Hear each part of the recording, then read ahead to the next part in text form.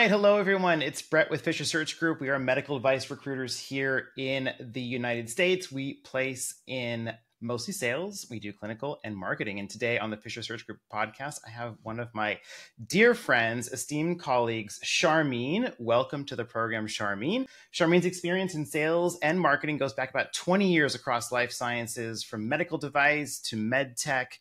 And we have a lot of great things that we're going to talk about. Specifically, we're going to peel back the curtain on interviewing candidates. I know we've talked previously about recruiting and interviewing from our perspective, but Sharmeen interviews people all the time. And I think she's got some really great insight. So I'd like to just start by welcoming you. And it's great to have you. I know we've been talking about this for probably like the past month. And we started working together about 4 years ago in 2020. So it was a really interesting time. And then we've placed several people with you since then. And I think I just love working with you. I know outside of work, we always talk about things like life hacking, astrology, things that I think make us all better people. So that's why I really, really enjoy talking to you. So thank you for joining me.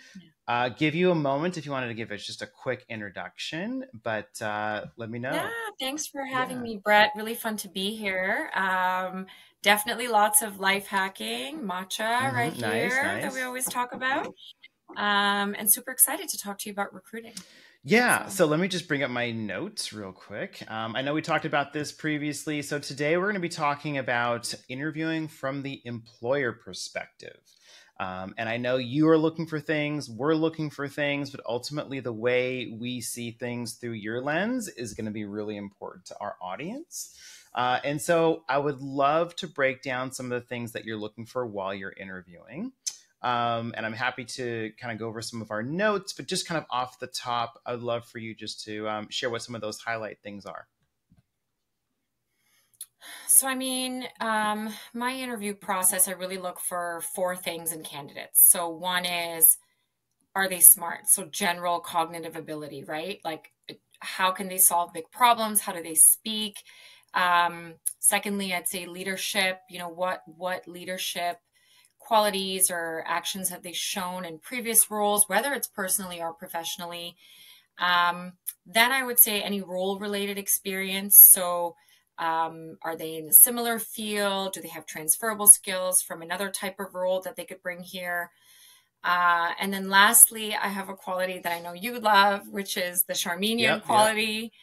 And I think that piece is a little bit of that je ne sais quoi, that you're really looking for that extra layer in that person. And I usually try and do that with asking some fun questions, which you know. So I'd say it mainly rounds into those 4 things. Great. I know Sharmeenian is one of those things we just kind of want to coin, but not everyone can be Sharmeenian. But I think it says a lot about having a lot of really standout qualities. And so let's just kind of unpack that a bit more. Starting with the first one, which is the general cognitive ability and problem solving. Are there certain questions that you're asking to sort of to probe and find out how good they are at solving hard problems? So, I mean, I think everybody's heard of the behavioral interviewing technique, and I think that that really can show you how a person can synthesize a question, look back to their experience, and then communicate it back. So I think that that's really important for them to be able to draw that and explain it in a clear, concise manner.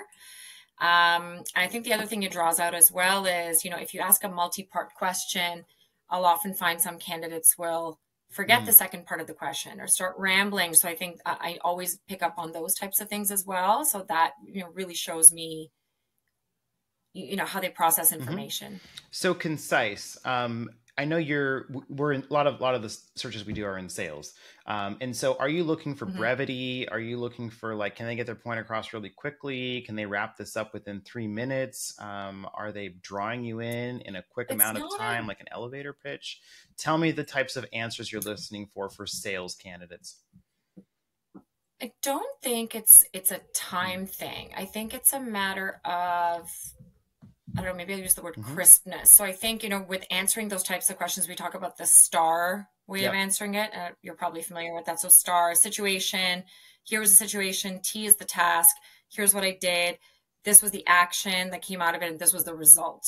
And if, you know, a candidate can really walk through their example or answer by hitting those, 4 bullets, I think is the most crisp way to answer that, and try not to ramble Yep. too much. So we've been coaching on the STAR method for years. Recently, I was watching an interview prep coach talk about really having the candidate try to uncover what the goals are for the particular role, or what are the Mm-hmm. big challenges that the hiring manager is currently facing, and then Mm-hmm. attempt, I guess, through those previous work experiences using the STAR method, how they can help solve the employer's problem. Because certainly, if there's an open position, it's trying to fill a position, but also there's probably some challenge, or there's some sort of goal, whether it's getting into new Mm-hmm. accounts or trying to get into a key Mm-hmm. national account or something which no other rep has been able to previously do. Are Mm-hmm. you Mm-hmm. sharing goals and challenges for specific roles when you're interviewing? So I'm not, but I mean, I think that would be a great question for a candidate to ask at the end of, the first interview, and then to come back in the second interview and say, "Hey, I asked you those questions, last time we met. I'd Mm-hmm. love to share with you, I've thought about it. I did some research. I'd love to share with you what that looks like." Um, I know previously, in being coached, they talk a lot about, put together that 30, 60, 90-day plan.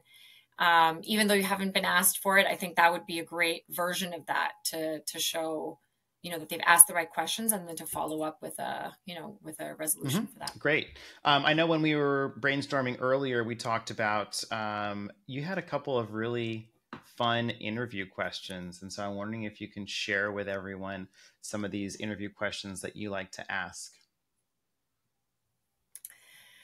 So I leave these ones usually for the Mm-hmm. end, and they spice up, I'd say, 100% of the interviews. So the two that I go for, the first one is, what are 2 qualities from your parents that you wish you could pass on? If they've mentioned they have children, I'll say, pass on to your children or your future children. And you get some really neat answers, because I think a very standard question that you get asked, which, I mean, people will just Google answers to this, where it's like, what are your strengths and your weaknesses? Whereas I think this question, and you'll get answers like, I'm too much of a perfectionist or something like that, right? And with this type of question, you really see people pause. They have to think about it. They have to think about their parents. They have to think about, what they like about them and what they would want to pass on. And so there's a few steps there. And I think it really shows you, what values they place on the types of, character that their parents had. So I think you get some really nice, interesting answers from that. And my second question that I ask is, Oh, this is the one whose lives you've impacted in a positive way. And if you yeah, call yeah, them yeah, yeah. up, what would Think of they two say? people whose lives you've, yeah, if you think of 2 people whose lives you've impacted, personally or professionally, if I had to call them up tomorrow, what would they say about you? And those are really nice too. You get some really good, warm, feel good stories in those. And you usually leave the interview with a smile on both people's That's great. faces. That's So great. I love that. For yeah. anyone who's just joining us now, I am joined by one of my colleagues and good friends at this point, Sharmeen. She is a hiring manager for a medical device company. She covers all of Canada, and today we are talking about interviewing candidates from the employer perspective. So we just went through some of the really interesting things that she's listening for when she's interviewing candidates. We talk about general cognitive ability, leadership, being able to answer those two-part questions, being concise. We talked about Charmenian. Actually, we talked about it. We didn't dive into it, but you alluded to it. It's sort of like the it factor, the je ne sais quoi. You have a great candidate. Obviously, I would say high achievement drive, personable, curious, team player. These are things that come to mind. Moldable, flexible. Really all these Mhm. great things all in one person. It's really hard to find, but every employer really wants it in a hire. Yeah. And then another thing we talked about was your 2 favorite interview questions. 2 qualities from your parents you would pass on to your kids, and then 1 or 2 people whose lives you impacted in a positive way. If you call them up, what would they say? I think for these last two, what's really important here to share with the audience is that it's okay to sort of diverge from the typical interview questions. And I know a lot of our candidates prepare so much for the interview. They just want to hit a home run, they want to nail it. They're trying to get to a better place in life, and they feel like they have to say these really great polished interview answers, star method, etc. But at some point, they really want to know who you are. They want you to be able to Yeah. be relatable. The hiring manager wants to hear these answers like qualities from your parents. They want to hear about people's lives you've impacted. So, to you, when you're sort of opening up okay, we've talked about business or we talked about the role, and now we're opening it up. We're allowing the candidate, we're giving them permission to be a little bit more vulnerable. Are you seeing more about them than obviously maybe you didn't get from sort of those polished interview answers? Absolutely, because sometimes people get super nervous, and I find that they're very Mm-hmm. frozen, and you're asking these questions, you're not seeing any personality. It can sometimes almost be a bit robotic, especially if you're doing, a first interview perhaps virtually before you do it in person. So I find that these questions usually always break a smile, make people think about it, really allow you to get a little bit of that Mm-hmm. personal side. And that's okay. Like, it's okay to be vulnerable. It's okay to be personal. The hiring manager wants to know who you really are, like outside of work. One thing you said, Ultimately, it's a yeah, cultural right. fit, right? Yeah, because I would say 90% if they come to you from us, they're pre-qualified. Like, they can do the job, they can travel, the Yeah. compensation makes sense. It's really just confirming what we've found. And then to your point, it's a cultural fit. One of the last questions you Yeah. mentioned just before we started recording today was, would you take this person to a family event? Tell me more about that. Yeah. I remember reading that in an article. It was some, interviewing, or there was some, CEO at a company. And I remember reading that and thinking, that's actually really Mm, true. Like, who would you take with you? So you finish your interview, and when you're thinking about this person holistically, would you take them with you to a really important family event like Thanksgiving dinner or Christmas dinner or a really important family function? You know, and you think about, what would that person need to have? So are you proud of them? Can they stand beside you and feel like they're, somebody you're happy to be there with? Can you leave them on their own and walk away to talk to not somebody else and embarrass not be you. worried? Yeah, I think those are important things. And when you relate that back to work, you think, or professionally, you think about, are they polished? Do they represent you and your team? Do they represent the organization? Like, is this the Mm, face of who you want out there hmm. representing your Yep. company? So I thought that that was really neat, and I do think I think about that's a that. great one. So one, I want you to talk for a second about a quote that you told me. I am going to surprise you, but you're going to remember this quote. I thought it was really What quote good. is When that? we were brainstorming, you were saying one of your favorite quotes is "Start before you're ready." I thought that was great. Sometimes we just spend too much time worrying about things or preparing. But tell me more about Yeah. that. I think that you can prepare all you want, but you'll never be ready because you're going to fuss over it forever, and there's no time like the present. And I think it's always a balance depending on the scenario, um, of the actual execution.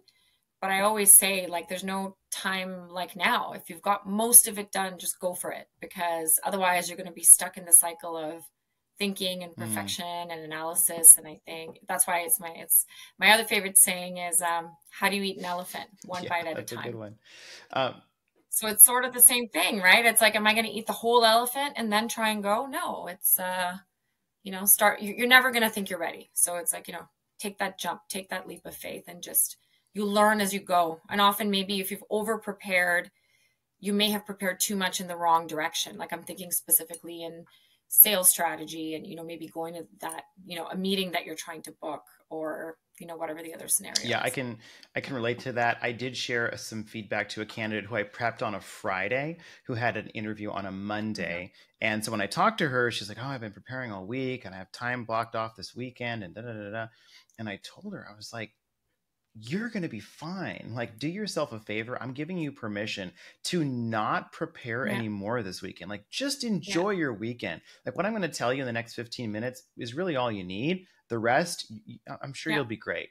And so we debriefed Yeah. afterwards, and she was like, "Thank you so much." Like, I just didn't need to prepare anymore.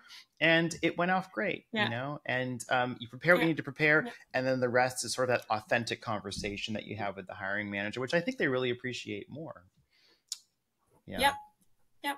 So, okay, great. I wanted to maybe ask you one last question. I know we talked briefly on the topic Okay. of life hacking, but you know, one of the things that we connected on during the course of our work together 4 years ago was really just, you know, things that you do outside of work, whether it's personal development, whether it's exercise, health and well-being, a retreat, you name it. But I felt like you were always sending me these things on Instagram or like, check this out or check this out.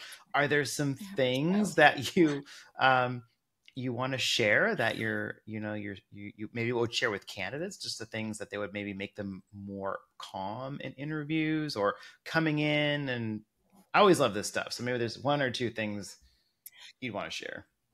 I think, I mean, meditation is something that I like to do regularly. So I think that's definitely something that Mm-hmm. a candidate should be, trying to do just for their own mental health and wellness, and definitely before an interview to try and Mm-hmm. prep. Um, I'm trying to think. I don't know. I exercise Mm-hmm. regularly. I think that Oh, that's we have really a great. friend. Do you want to We bring have a her on? friend. You want to Come come say say hi? hi. And then you have to go hang out with your sister. Say hi. We're doing a recording right now. Oh, Yeah. so Aww. cute. Is it your daughter?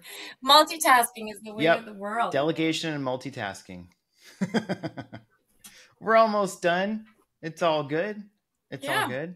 good. So things candidates can do to prepare for interviews to help them maybe become more successful. What are some of the little life hacks you can quickly share with our viewers?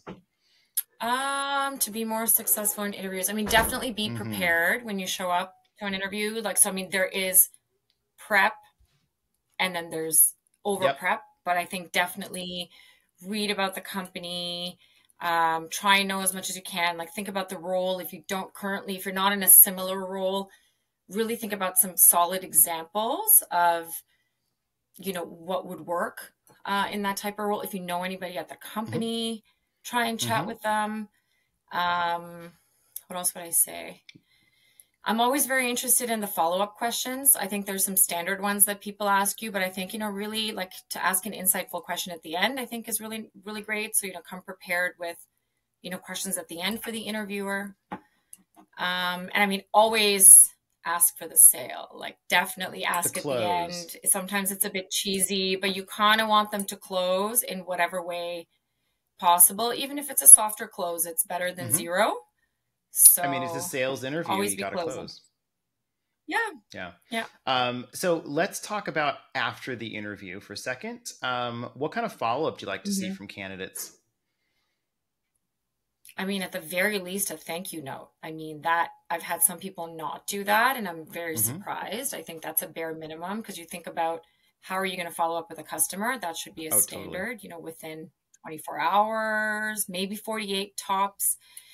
I would say if you could reflect within that thank you note and just write, the one thing I found that was really interesting, or just make it really Mm-hmm. personal. And again, sort of ask for the Mm-hmm. opportunity for the next follow up. I think, that would probably be Mm-hmm. a good So move. personalizing it, I always try to coach them on if there's something that happened in the interview that is, Exactly. humorous, or if you reflected and said, "Oh, there was this article," Yeah. or just anything you can tie back, I think is really good. Like, I mean, if I was interviewing and my child walked in the way that she did now, there'd be some sort of Oh comment yeah, on that, right, within the, right. I'm a parent too. I have 3 kids. I totally get it. yeah.